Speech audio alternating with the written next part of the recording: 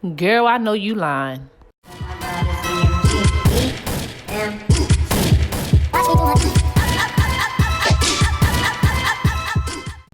Hey friends, today we are back with another video.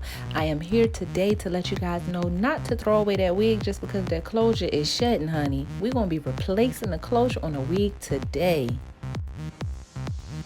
If you guys follow me on social media, you would have seen in my story that I posted a wig with the cap not completely cut off. This is important because when it's time to switch out like this, it's easier to do. Yes, it is possible to switch out the closure piece on your wig.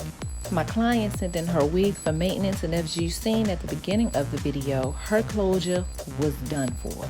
I went ahead and told her, look, sis, just get another closure piece. Make sure it's the same size as what you already had. Make sure it's a matching texture, and I got you. So she listened, and this is what we're going to be doing today.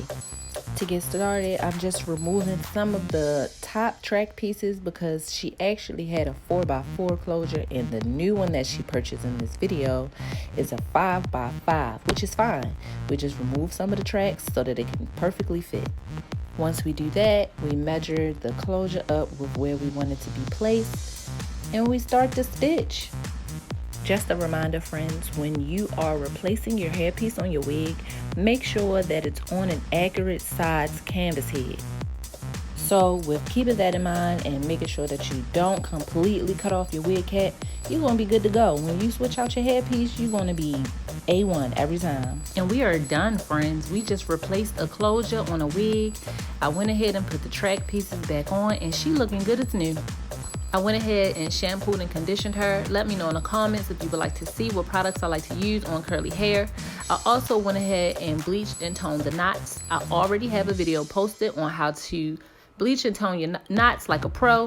If you have not already checked out that video, that will also be in the bio below.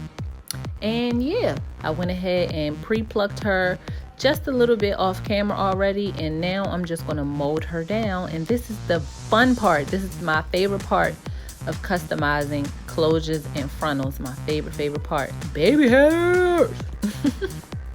If you would like to see how I customize my closures and my frontals, please be sure to subscribe. A video will be posted shortly on how I customize my closures and my frontals step by step.